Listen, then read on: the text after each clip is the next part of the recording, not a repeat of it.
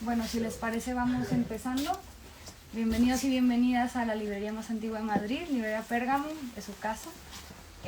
Bueno, si bien es la más antigua de Madrid, aunque tenga casi ya 80 años, es importante seguir hablando de los temas del presente. Y en este caso, ese es este libro, la resignificación de conceptos tan importantes como la independencia y la dependencia en el contexto que vivimos actualmente. Para ello, pues recibimos a Rebeca de Witt, que es la autora del libro que vamos a presentar, Declaración de Dependencia, publicado por Deconatus, que son ya pues un sello de casa que nos hace mucha ilusión tener por aquí. La va a presentar Carlos Javier González, que se dedica un poco al ámbito cultural, y Almudena Cazorla va a ser la traductora de Rebeca. Entonces, bueno, bienvenidos y bienvenidas, y comenzamos, los recibimos con un aplauso.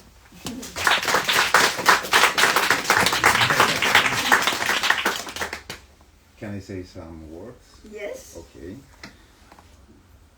Bueno, buenas tardes, muchas gracias. Es un placer para mí. Gracias a Deconatus por invitarme, a Silvia.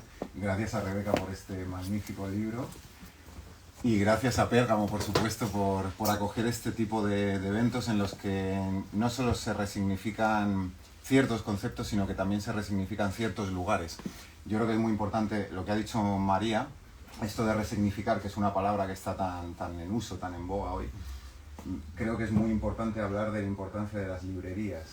Las librerías como lugares en los que justamente se comparte la palabra y donde justamente nos hacemos dependientes, donde compartimos esa palabra, ese logos, esa intersubjetividad que al final es lo que nos hace más humanos, compartir la palabra. Ayer hablaba Silvia, supongo que la conoce, Selma Ancira, que es una traductora bueno, muy reconocida, y hablábamos en Radio Nacional de la importancia de la palabra. Y me gustaría empezar con yo soy profesor en instituto de chavales, y me gustaría empezar por una constatación. Esta mañana, se lo comentaba ahora a Silvia, viniendo para acá, yo les preguntaba a mis chavales, a mis chicos, a mis estudiantes, si se sienten solos. Yo les preguntaba, era cuarto de la ESO, un curso de cuarto de la ESO. En cuarto de la ESO tienen 15, 16 años, y ellos me decían, profe, me siento solo muchas veces. Creo que esto nos puede dar una pista de por qué es necesario hablar de dependencia, y por qué es necesario hablar de intersubjetividad, y por qué es necesario hablar de lo que nos une, más allá de lo que nos independiza. En este sentido, yo recordaba esta mañana el libro de Rebeca, cuando estaba leyéndolo la semana pasada, cuando me llegó, y estaba pensando sobre todo, porque también lo hablábamos antes de entrar, no es un libro de filosofía, pero sí es un libro filosófico, muy filosófico. El atractivo del libro, para mí, uno de los grandes atractivos del libro, es que está hecho a partir de la narración. Es decir, hay historias en las que se van trenzando relatos, y esos relatos son compartidos. Y quería hacer, antes de preguntarte, me gustaría hacer énfasis en este carácter de narratividad de nuestra vida. Es decir, nosotros compartimos historias. Sobre todo somos compartidores de historias, si me permitís la palabra. Y cuando compartimos historias es cuando realmente tenemos algo en común. Esto lo sabían muy bien Homero, lo sabía muy bien Hesíodo, lo sabían muy bien los griegos antiguos, lo sabían los romanos, y desde un tiempo a esta parte hemos dejado de tener, relatos compartidos. Y cuando tenemos relatos compartidos es para oponerlos, para oponer dialécticamente, para oponerlos como si fuera una lucha, de manera que partidos políticos, empresas, toda una serie de sistema productivo, digamos, por no hablar de capitalismo, neoliberalismo, que son palabras que quedan muy grandes y ahora no vamos a definir, intentan polarizar nuestro discurso, de manera que seamos independientes para enfrentarnos justamente, para que no veamos lo que tenemos en común, la comunidad. Antes hablábamos de Nancy, justo antes, al entrar, y que era otro autor publicado por Deconatus, de la importancia de tener eso en común. Y me gustaría leer, para lanzarte la primera pregunta, esto era una introducción y no quiero seguir hablando porque bueno, me enrollo con cierta facilidad y además es que el libro da para ello. El texto es uno de los textos, quizás sea el más no filosófico, sino de filosofía, que es el Nuestro Yo. Y aquí se pregunta, he traído a muchos autores, he traído a Aristóteles, he traído a Simone Weil, he traído a Cioran, para mencionarlos luego si hay posibilidad, en la página 69. Y dice aquí Rebeca, está hablando de un ministerio para la soledad, un ministerio de la soledad que se ha puesto en marcha en ciertos países. Y aquí dice una cosa que me parece fundamental, Rebeca. La soledad, dice, se ha convertido en un problema político, ya que la soledad la promueve este sistema que nos pone tan fácil el evitarnos los unos a los otros. Solo parece que estamos muy interconectados, parece que estamos muy unidos, parece que las redes sociales están hechas para unirnos, parece que las calles están hechas para unirnos. Y sin embargo, yo cuando voy paseando por la calle noto muchas veces que incluso la arquitectura de nuestras ciudades está hecha para separarnos. O si no es para separarnos, por lo menos para atomizarnos, para dejarnos como sujetos independientes que no tengan una comunicación, un vínculo con el otro a través de la palabra. Y dice Rebeca, ¿y cómo se combate? Se pregunta Rebeca, ¿y cómo se combate una soledad que parece existencial, pero es política? Esto me parece el punto. Creo que la pregunta vale también para la redefinición del yo. Aquí, o sea, yo podría, cualquiera. Quiero decir, podría dar un curso entero, un año entero, con estas tres líneas. Porque aquí está toda la historia de la filosofía, y como decía María, aplicada al hoy. Aplicar los temas universales de la historia de la filosofía a los problemas de hoy. Y aquí están los problemas de hoy. ¿Por qué? En una sociedad en la que parece que todos estamos muy juntos, muy conectados, muy unidos, sin embargo, cada vez nos sentimos más solos. Cada vez nos sentimos más aislados, cada vez sentimos que hay menos conexión con la otra persona, cada vez sentimos que hay más dificultades para entrañar, para envolverse para constituir relaciones significativas, como se llama en psicología. ¿Por qué esto resulta tan difícil? Y creo que es una reflexión que deberíamos hacer, no desde la filosofía, desde cualquier estamento. Y la primera pregunta, perdón por esta introducción, me gustaría lanzarte la pregunta, ¿por qué es tan, que ya lo he dicho yo, pero es que la gente de filosofía somos así, unos pesados, primero damos una respuesta y después lanzamos la pregunta. ¿Por qué es tan importante hacer un libro para recalcar la importancia de la dependencia?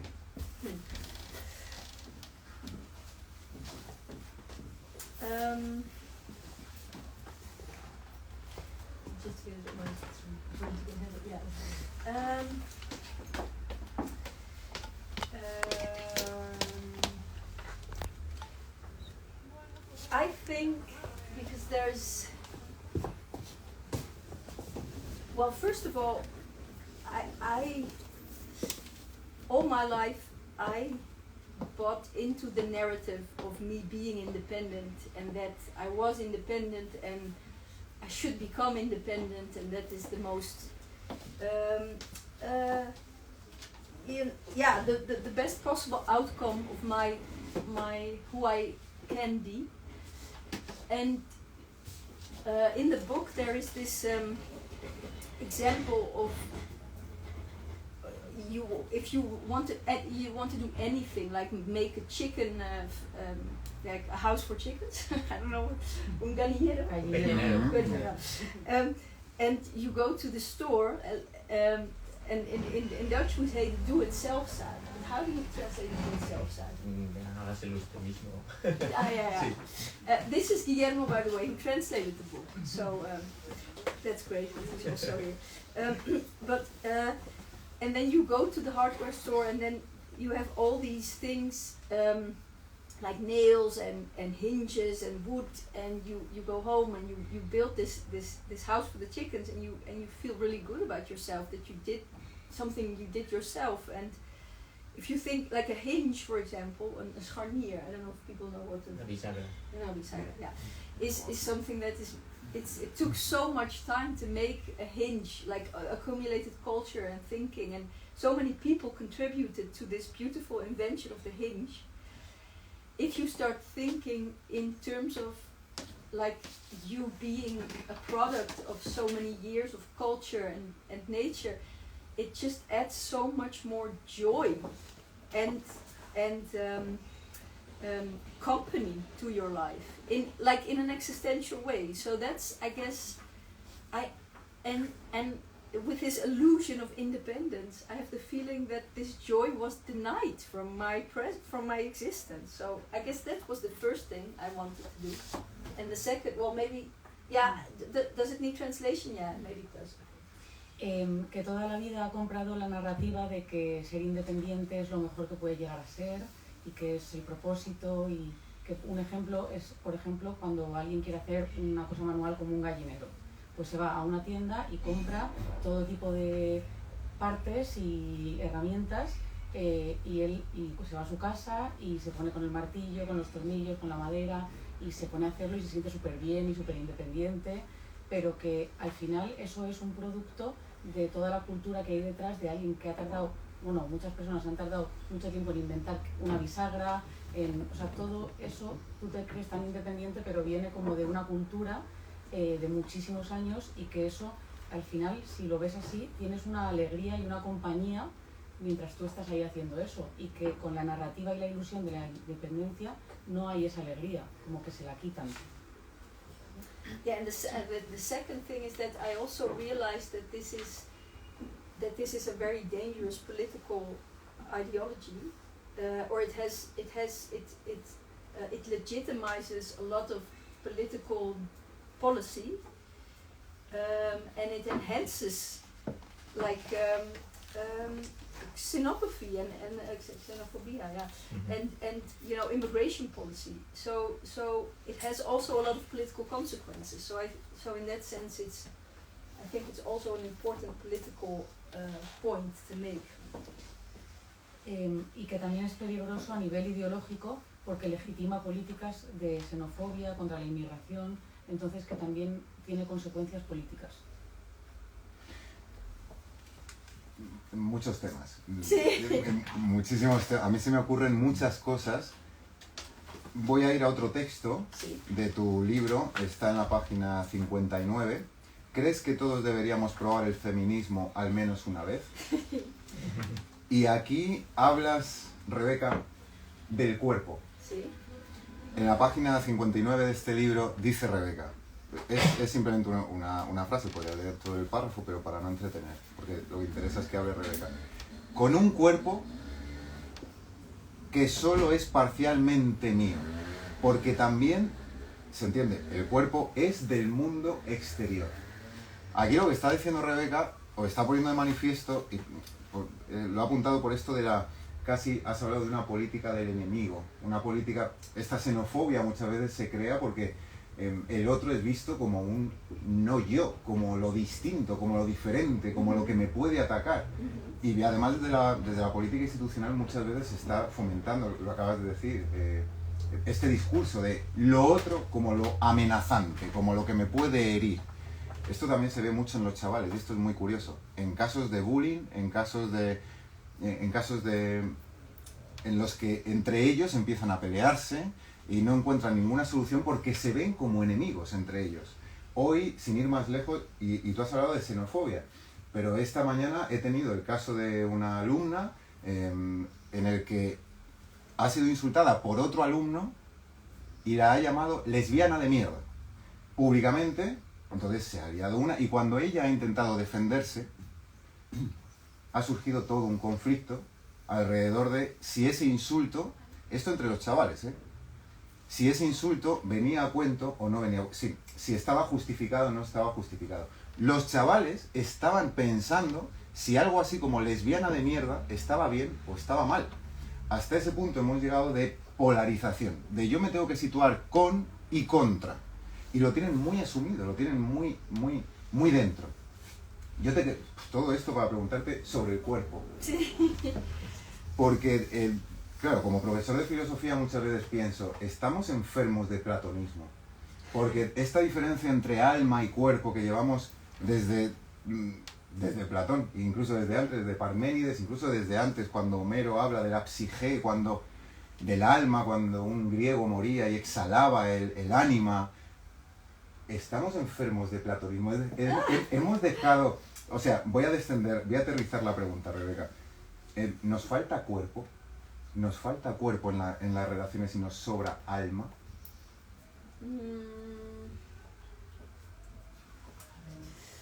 Well, it's funny that your question is related to this particular quote, because in this quote I mean it in a feminist way, in the sense that I mean that for women generally, you are being socialized into looking at yourself from an outsider's perspective, more so than I think men, but I don't know, but yeah, so but this is a different thing than what you're saying. And when you say si nos falta cuerpo, well, when you said about your students that they feel lonely, the first thing I thought was they are not in their bodies yet. Like yes, in that sense, yes, I do think, because we are being sort of tempted all day to be like to dissociate from our bodies, and I think there's this very famous philosopher from Belgium, and she sort of was happy and lonely all her life, and then she sort of understood how her body works and what kind of thoughts her body produces. And when she understood it, she sort of had the key to being a person on this planet. And I think this is very important. I think also for me I think we have bodies that produce thoughts, certain kinds of thoughts. So when I'm on my period, I have different thoughts than I'm not. So yes, I think so. I think this is a very important key issue to how to get back to something we've lost. Lo que has leído ella lo leía desde otro modo, que era más feminista, como diciendo que las mujeres hemos sido socializadas para vernos desde la mirada de otros, más que de la nuestra. Y que en cuanto a lo que tú dices, que tus estudiantes se sienten solos, que ella sí ha sentido que les falta cuerpo. Que hay una filósofa de Bélgica que por mirar a su cuerpo se ha dado cuenta de qué pensamientos emanan de su cuerpo, y que ahí es donde ha encontrado la clave para habitar este universo, porque por ejemplo ella cuando tiene la regla tiene unos pensamientos diferentes que cuando no, y que eso hay que observarlo. ¿Sigo? Sí, claro. Página 51. Además mencionas a Rebecca Solnit.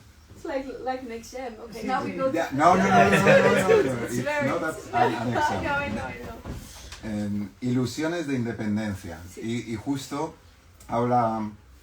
se habla aquí de esa ilusión, al final, Sí. esa ilusión de independencia es una fuente de agobio y desánimo como no hay otra. Y claro, también pienso en mis estudiantes, en chavales yo tengo desde el segundo de la ESO hasta 18, bueno, en la universidad, pero los más jóvenes, entre 12 años y 17, 18 hasta que se van a la universidad o donde vayan, y están absolutamente enfermos, se sienten mal Sí. por esta ilusión de independencia, por este tener que ser independientes. De hecho, se ven absolutamente diversos de los otros, y cuando, por ejemplo, una chica tiene un trastorno de la conducta alimentaria, un chico tiene problemas de ira, lo tienen que solucionar ellos solos, porque contarlo al otro es como situarse como ellos un problema. Yo tengo que ser independiente, yo tengo que solucionarme mis problemas, yo tengo que ser capaz. Esa socialización de la que tú hablabas, de la socialización de las mujeres en este caso, pero en general la socialización de todos los chavales. Claro. ¿Cómo hemos llegado a esta ilusión de independencia? ¿O por qué te quieres centrar en esa...? Yeah, But the question is also like, how did we get here, right? Yeah. Well, it's funny because yesterday, Sylvia's husband was telling me how he was explaining the history to me of how we got into this illusion, because it was like all the schools. I mean, I'm just paraphrasing what he told me, so I don't know, but I thought it was an interesting thought. That the schools, like you have to do exams, and this whole system of Liceo, which is apparently from Napoleon, which I didn't know, but this is probably the only time in your life, and when you are really have to do something on your own. There's no time anywhere else in your life that you cannot call anyone or say like, can you help me out here? It's just, and that's you're setting someone up for something that is just not true and will only happen in your, so the whole like narrative in school sort of prepares you for the idea that life is you're taking a test for something that doesn't happen afterwards anymore. But okay, so that's, well, something that Sylvia's husband told me. But this independent, this illusion of independence, what do you think? What do you think about how did we get it? Like, where does it come from? Pues pienso que viene de, bueno, no sé si antes de... ¿Tenemos que traducirlo? O sea, lo que ha dicho hasta ahora y ahora digo algo. Que ayer el marido de Silvia le contó una historia sobre cómo cree que desde el colegio nos enseñan esta narrativa de la ilusión de ser independientes, como por ejemplo en los exámenes, que es como un momento en el que tú no puedes pedir ayuda, no puedes llamar a nadie para que te eche un cable, y que la vida no es así. Entonces nos preparan como para algo que no es real, porque la vida luego no es así. Y, bueno, ¿qué piensas tú? Sí. O sea, ¿por qué pienso que hemos llegado a esta? Sí. Yo había cogido un texto de ¿Sí? Aristóteles en el Protréctico, quería tener mi momento pedante, de erudito, Claro. no es por eso, pero es que hay un momento en el que este es un texto absolutamente bello, en el que Aristóteles está mencionando a Pitágoras y se pregunta por qué Pitágoras se dedicaba a la filosofía, a la sabiduría. Y hay un momento en que dice Aristóteles, ¿cuál de las realidades entonces es esa para la que la naturaleza y la divinidad nos criaron? Es decir, ¿para qué estamos hechos? ¿Para qué hemos venido aquí? ¿Qué hacemos en el mundo? Y dice Aristóteles, espero no llorar, a mí este texto me emociona siempre, espero no llorar. No voy a llorar porque voy a llorar.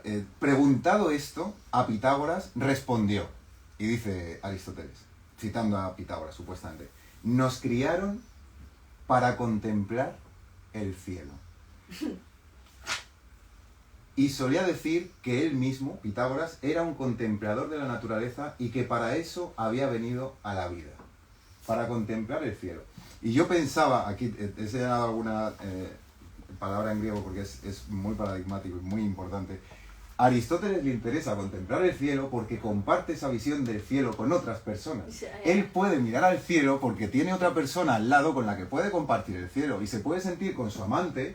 Bueno, Pitágoras, no Aristóteles. Aristóteles no tenía amante, no tenía tiempo porque estaba todo el día escribiendo. Pero se sentaba a ver el cielo porque compartía el cielo. Porque mirar el cielo es compartir. Y compartir, si saltaban las connotaciones judeo-cristianas y demás, es sentarse en una mesa para partir el pan y tenerlo entre medias.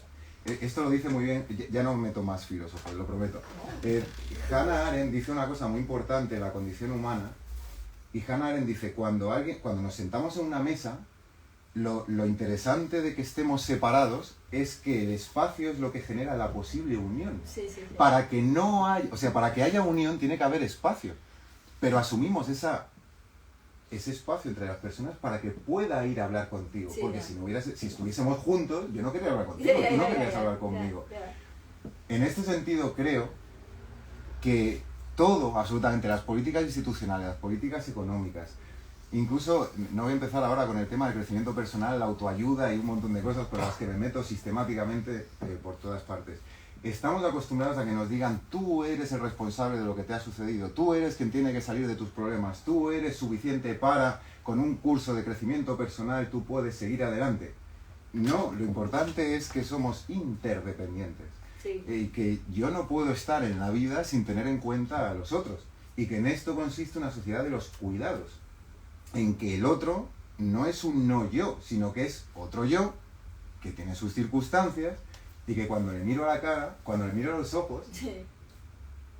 veo dolor, veo alegría, Sí. veo experiencias, Sí. veo otra vida, otra, Sí, sí. otra manera de dirigirse Sí. al mundo, de ver el cielo. Sí. Por eso Aristóteles decía que, citando a Pitágoras, que lo maravilloso de la filosofía es que puedes contemplar el cielo Sí. para dedicarte a mirar al cielo y luego contárselo a otra Sí. persona. Y luego decir lo que ha visto ahí arriba. Yeah. Entonces, ¿por qué hemos perdido la capacidad? Y es que me emociona, de verdad. Sí. ¿Por qué hemos perdido la capacidad para mirar al cielo y decirle al otro lo que pensamos del cielo? Y creo que todos los discursos institucionales van hacia que no tengamos algo común que ver. No hay algo que podamos ver, que podamos discutir, porque cada uno está en su esfera privada. Sí. Cada uno está en su universo privado. Sí, sí. Y eso te tiene que servir. Y esto es lo que este libro desmonta. A través de esta declaración de dependencia, Sí, sí. a través de esos relatos que van trenzando historias de amigas, de amantes, Sí. de amores, de desamores. Y en esas redes de dependencia es donde se da la vida. Sí. No se da la vida solo en nuestro cubículo, en nuestra habitación, allí metidos. Yo tengo que pensar para luego actuar con los otros. Sí, sí, sí, sí. Entonces creo que, o sea, mi análisis, bueno, esto dicho así muy, muy burdamente, pero creo que nos han quitado el cielo. Sí, ya. Me parece también que el palabra, porque, I think it's also like there is, we share language, and there is, I mean, there is a part from my book, maybe you can read it. So, Mhm. It's What?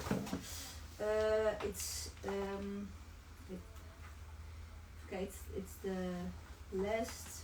Wait, to say this part.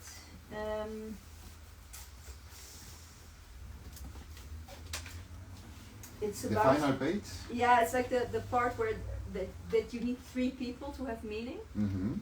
But where it's okay, it's 110. Wait, let me get the Dutch version so I know. Bueno, yo tengo subrayado el final, es que a lo mejor hemos coincidido la autora y yo en lo importante. Eso sería para mí, ¿no? Sí, sí, Que sí. aquí hablas de una vibración. Yeah, over the tremblant. Yeah. But Yeah. let me tell you where to Yeah. start. No, Javi. So, wait.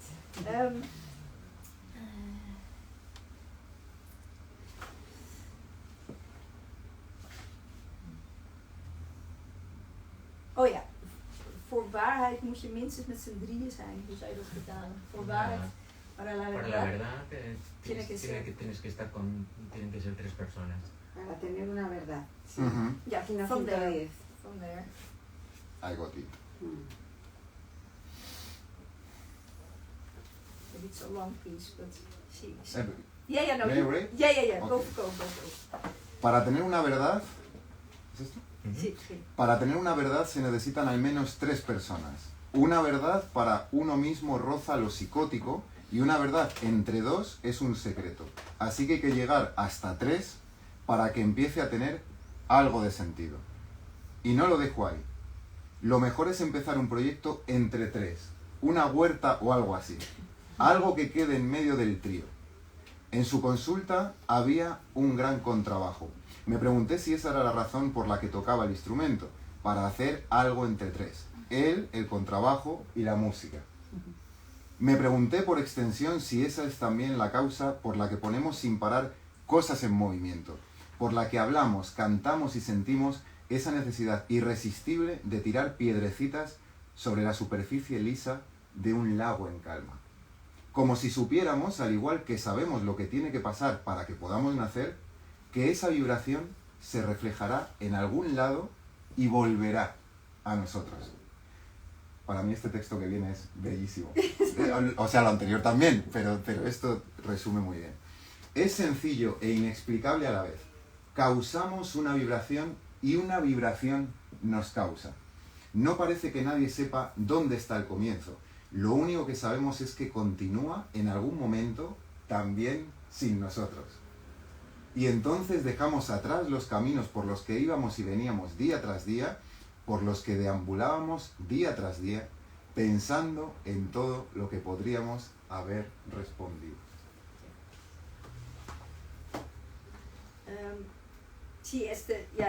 So I think this is sort of this is the fragment of the part of the book I thought of when you said like how can we share like why don't we share the sky anymore or something like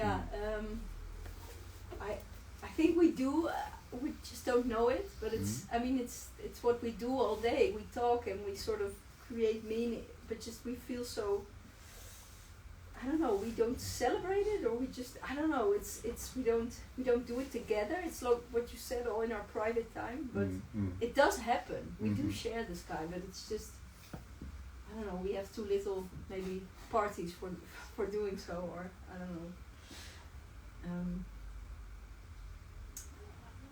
No. Ese es el fragmento del que ella ha pensado, por qué no compartimos el cielo, pero ella sí que cree que lo compartimos, pero que o no nos damos cuenta, o no lo celebramos, o lo hacemos solos. Y que a lo mejor es que hay pocas fiestas en las que podamos compartirlo. Tú has hablado de la alegría. Sí. No, mira, y pasa gente riéndose. Hasta luego. Nos falta alegría, porque hablas también de la alegría. Sí. Falta alegría. Y por eso falta dependencia también. Dependencia alegre. Sí.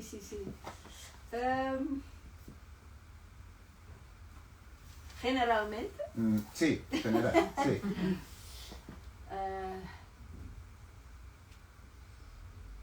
Tal vez, no sé. ¿Piensas que tal vez falta alegría? How would you translate alegría in Dutch? Like Joy in English. Blijheid. Yeah. En alegría es también como la luz, es como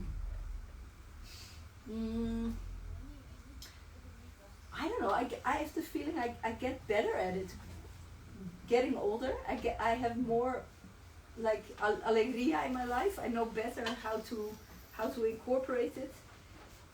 I don't know, maybe your students is also, it's a very dark age, no, for your time in your life. And if I have students, that's what I always try to teach them. So maybe yes.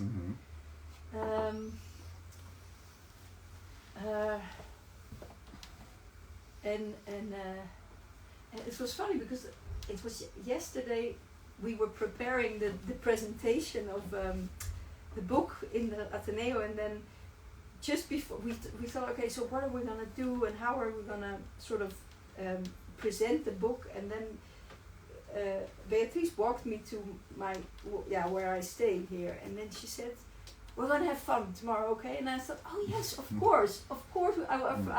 So I think it was a good reminder that sort of, what's a stem fork? A stem fork in het Spaans.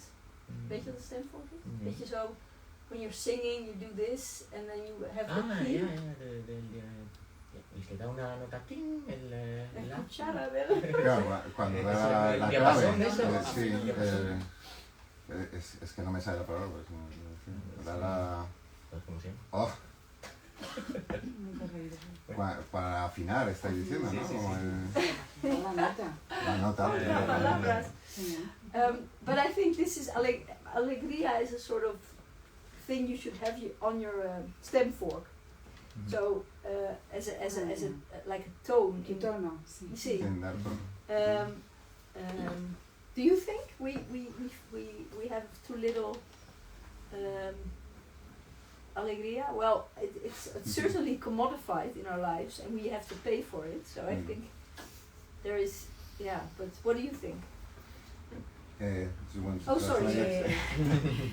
cada vez ella ve que hace mejor el tener alegría, y que a lo mejor con la edad también se notan los estudiantes que están en una época oscura, y que si ella alguna vez tiene estudiantes les intenta enseñar la alegría, y que ayer preparando la presentación, por ejemplo, Beatriz le dijo, diviértete, y dijo, anda, claro, buen consejo, pero que entonces cree que tenemos que tener como incorporado el tono de la alegría, pero cree que sí que es verdad que es difícil a veces conseguirlo porque hay veces que hay que hasta que pagar por ella. A mí me da la impresión, cuando leía este libro y cuando te he leído, me da la impresión de que vivimos mucho en el tiempo de la obligación. Me da la impresión de que vivimos mucho en el tiempo de la producción. De la producción entendida como productividad. Del tener que hacer. Del no salir, de Hannah Arendt, otra vez, el homo laborans. Es decir, no podemos salir de ese estar pensando en producir algo. Cuando estamos viendo series en Netflix, estamos viendo todas las que podamos. Cuando estamos escuchando Spotify, todos los podcasts que podamos. Estamos en un tiempo de productividad constante. De tal manera que si estamos en un tiempo de productividad constante, se nos olvida el tiempo de la, no voy a decir felicidad, pero sí de la alegría. Porque la alegría tiene que ver en el fondo, y yo recuerdo mucho cuando era pequeño, el tiempo del juego. Y de esto habla mucho Schiller, siglo XVIII, finales del siglo XVIII, principios del XIX, cuando hablaba de la gracia del juego, de jugar.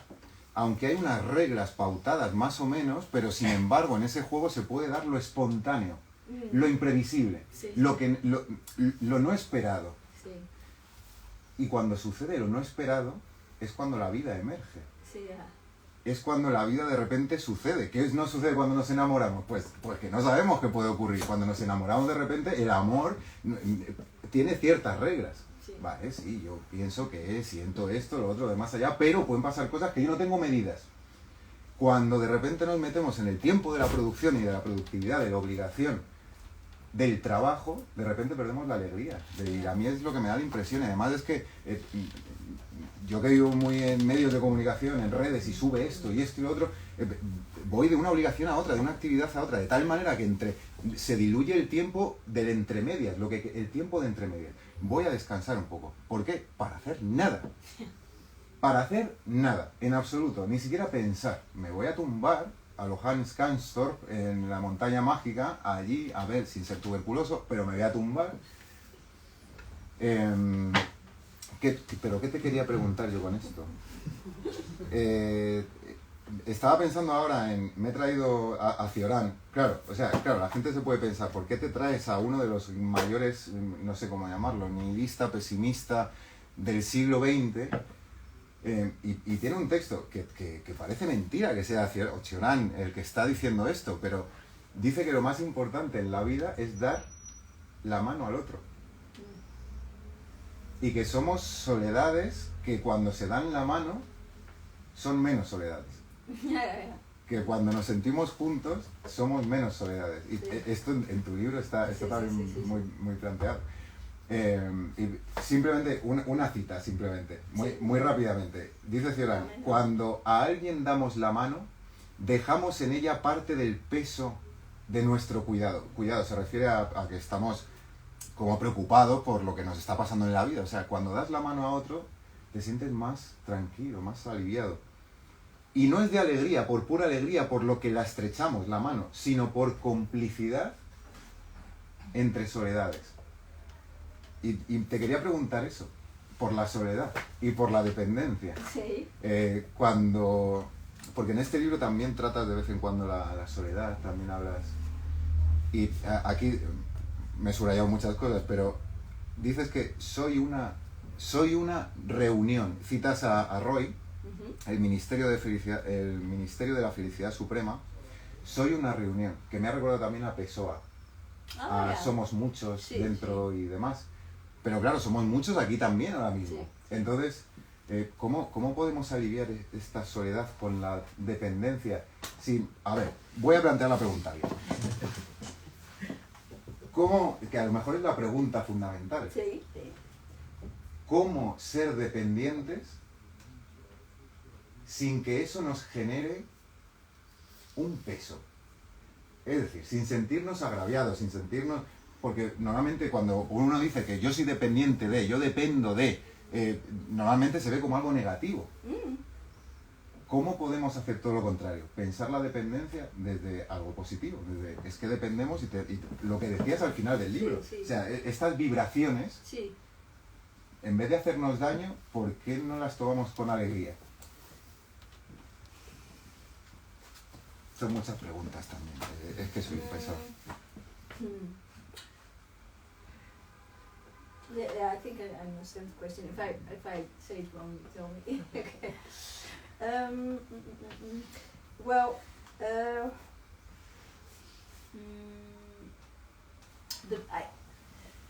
I think like the main.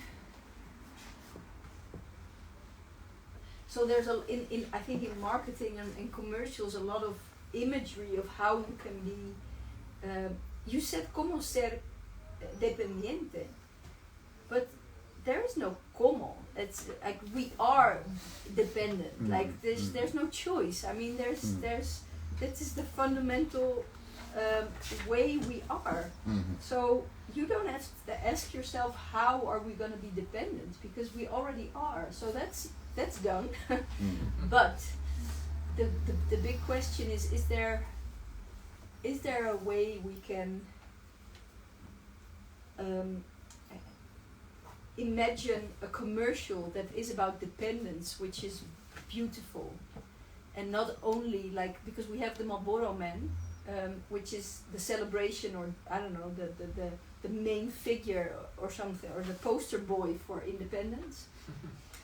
But can we have new images of dependence that aren't degrading? And I think maybe this is also a call for everyone who feels invited to sort of help reclaim this beauty and happiness that is in our dependence. So I don't know, but I think there's a whole world to be conquered on Marlboro and the American dream. So and we should if it break so I people are working on that also. I know a lot of artists and who are like the wood wide web, like or the fungi that are under the. I mean, it's all in the nature, all this interdependence. So you just have to sort of find a way to expose this. But it's everything I see which is related to this theme is so unbelievably mind blowing and beautiful that I'm sure I'm quite positive we will get there, but it takes time. Que cree que no hay un cómo sobre cómo ser dependientes de una forma bonita, porque ya lo somos, ya está hecho esa parte. Entonces que podemos que estaría bien que pudiéramos imaginar un anuncio, por ejemplo, de marketing, de publicidad, en el que se celebre la dependencia como algo bonito, porque por ahora tenemos al hombre de Marlboro y eso es el símbolo de la independencia, pero que podemos crear nuevas imágenes que sean dignas y que ayuden a ver la belleza en la dependencia, y que tenemos todavía un mundo por conquistar ahí, y que es consciente que hay artistas y gente que está trabajando en eso, como por ejemplo el documental de Netflix de Fungi, ¿no? De las setas que están como conectadas por debajo de la tierra, y que todo lo que ve que trata sobre este tema es mind blowing, como que alucinante. Entonces que a lo mejor vamos a tardar un poquito, pero que está llegando. Está llegando. It was like an army.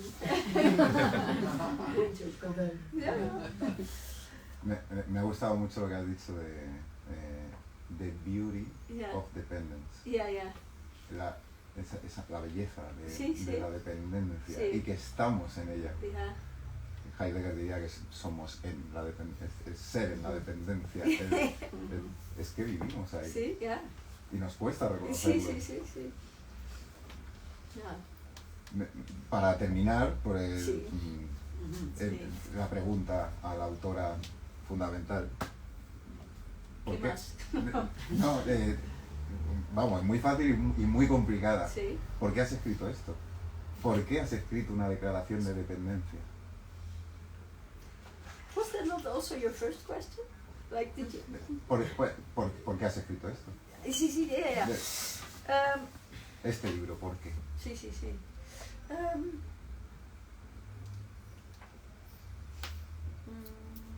For the money.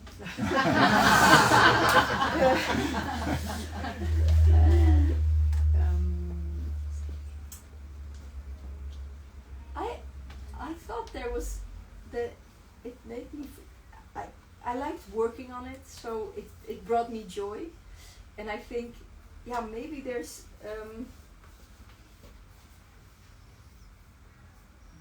there are a lot of stories in the book which are about me being in a conversation with someone and being silenced in a way, or someone imposing like a paradigm onto me that I don't agree with, but I didn't have the words to talk back. So this was also, I think, as I said yesterday, kind of a way of responding to all those moments that I had not the words to. So this is reclaiming language within this paradigm we're in, and reclaiming sort of a new story, I guess. So it was maybe also revenge in a way. So it's what I said yesterday. It's like it's a declaration of dependence and independence at the same time, and it's I guess it's at the end how do you say oproep in Spanish? Una llamada. To expand their language and to expand their imagination, because we are dependent on each other for our imagination. And there's this beautiful, maybe we can end with that, quote, I think, from a poet from the Netherlands. It's in, even kijken hoor, about the capacidad de imaginar.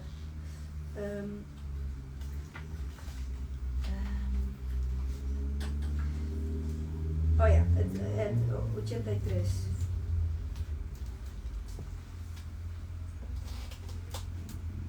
Maybe you can read it. Yeah. It's like era el mismo pastor que al que dije Era el mismo pastor. en Where- el fin.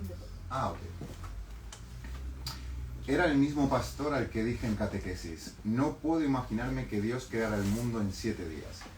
No me lo puedo imaginar. Estaba casi segura de que el pastor pensaba lo mismo que yo, que esos 7 días no se podían tomar literalmente, que había que leerlo de forma simbólica, pero quería que lo dijera en alto, porque aún no lo había dicho y los demás también tenían que oírlo. Digamos que mi intervención era una forma de ayudarle. Ahora solo tenía que decir: pues claro que Dios no creó el mundo en 7 días, no hay que interpretarlo así. Pero no dijo eso. Lo que dijo fue: por suerte, la creación no depende de lo que tú seas capaz de imaginar. Yes, what I like about this quote is that it's sort of it demystifies our imagination, because we think this is something wild and big and free, but we depend on each other for our imagination, and sometimes I think we need each other to get out of what can be like an illusion of independence, for example. So I guess I wanted to to make sure it existed, you know, like this idea that we might be dependent, and that this idea could expand our imagination and our place in the world. Al principio dice que lo ha hecho por el dinero, pero luego dice que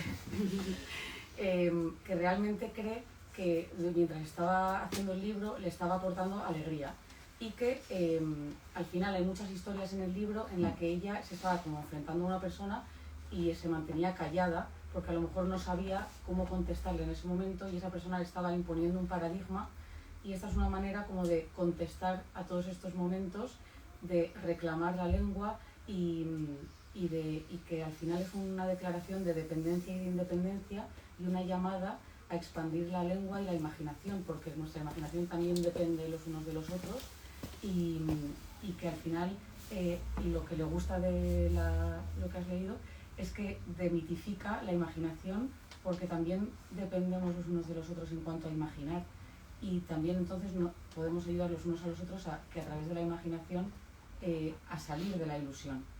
Entonces quería asegurarse también al escribir este libro de que existe la idea de que a través de la declaración de dependencia podemos ampliar nuestra imaginación.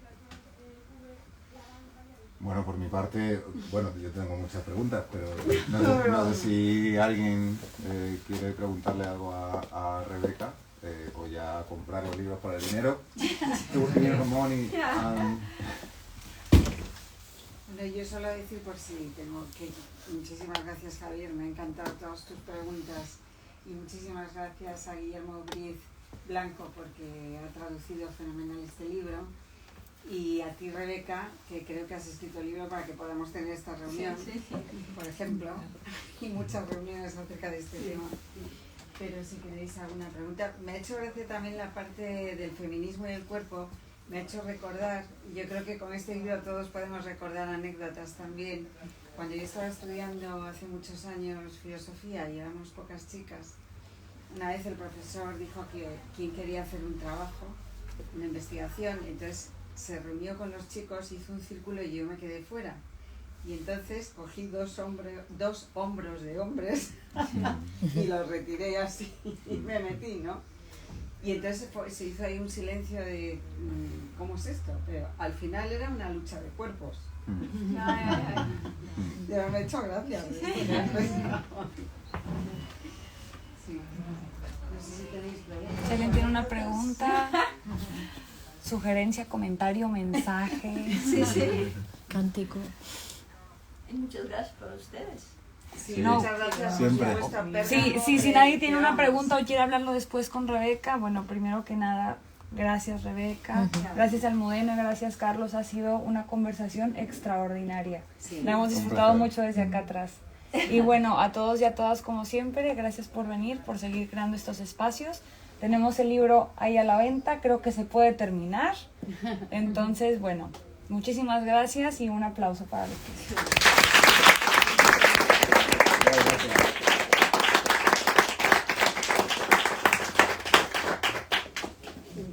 ¿Le voy a compartir? Sí, para poner un textito y lo compartimos en medio segundo. O si no, déjalo así. Eso es. Este también hay que darle... Muy bueno, claro, lo que es necesario.